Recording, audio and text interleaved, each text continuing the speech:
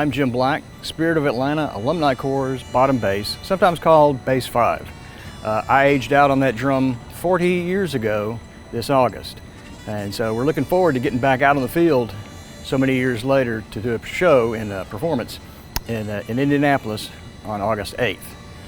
It was always my dream, secretly, to be able to talk to Steve Rondinero, had him do an interview, put me on camera for a little bit in the DCI back in the day, and I'm realizing that I haven't seen him or heard from him, so I'm just going to do it myself. I grew up in the country up in northwest Georgia, small area, small high school, but I've known Hunter Moss since 4th grade, Mrs. Glenn's class.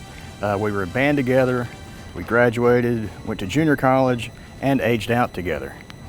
Hunter was a rookie in 1979 when the Corps played some of the tunes that our Alumni Corps will be playing in Indy this year.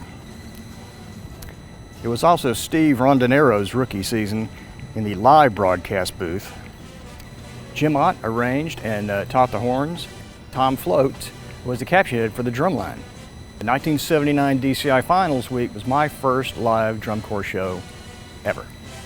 So back toward town, our high school had a arch rival.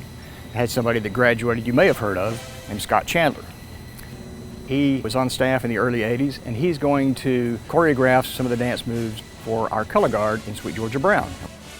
When I joined in '83, it was just for that year, and I kept my show mallets from the year. But when I came back in '84 and '85 for finals, I made sure I marched the same set of mallets from '83. So these guys have marched all 3 sets of finals that I marched. They're going to be with me in Indianapolis, even though we have a great relationship with Innovative Percussion, and we'll be using all their mallets and sticks throughout the line. These guys will be on me somewhere, on my drum, in my uniform, in my socks, somewhere with me so we can march one more show together in drum corps. Now, a tradition that was already in place when I arrived in 1983 was having centerfolds in the bass drums. You could peer in the drum vent, the air vent, and see the picture on the other side. I had Miss August 1982 in my drum all 3 years, but we were asked if we're going to continue that, and we're going to use a little more discretion, being a lot older and a little more mature. And this year I'm going to have the lovely and talented Miss Betty White inside my bass.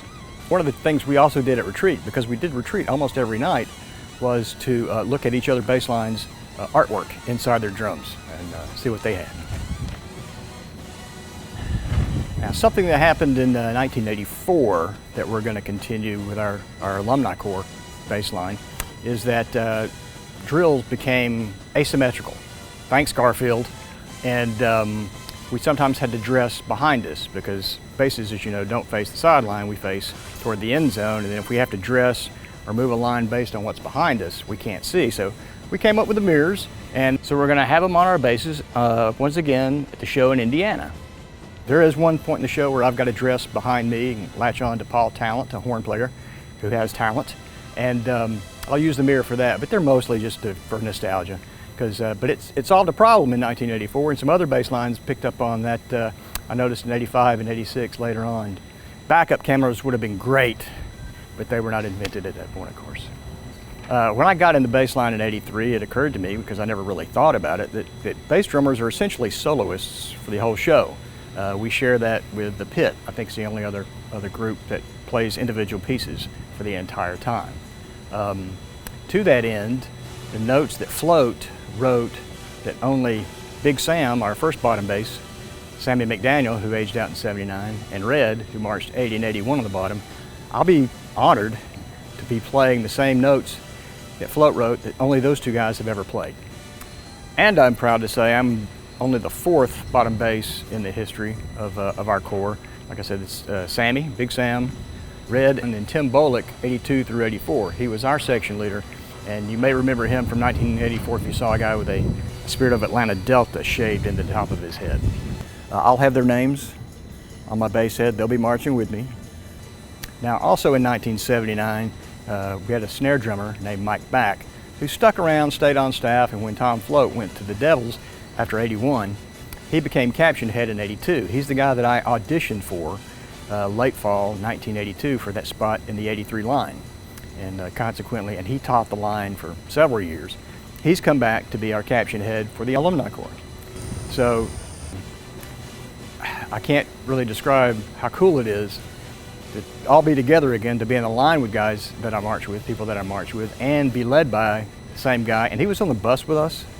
There was no staff bus. He crashed on the floor somewhere with us. He was always with our line. So a really great guy, and it's a real honor to have him teach us here in the Alumni Corps. Well, that's about all I had. Rondo would have kept it shorter, I'm sure, somehow, and made a tighter package. But I had two dreams, really, in 1979 as a 15-year-old. Date Cheryl Teagues and make the Spirit of Atlanta drumline. And I made that, and I was very proud, and it's a great honor and a privilege to be able to come back in the line all these years later and march it again. It's been a compilation of a dream I've had for a long time. We're having a great time doing it. I aged out in 1985 with 28 other people, I believe. This time we're aging out all together, about 180 of us or so.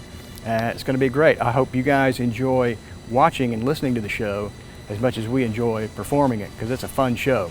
And if anybody sees Rondo, just tell him I said hey, I guess. I wonder where the Devil Jim is. He was supposed to meet me at the stadium an hour ago.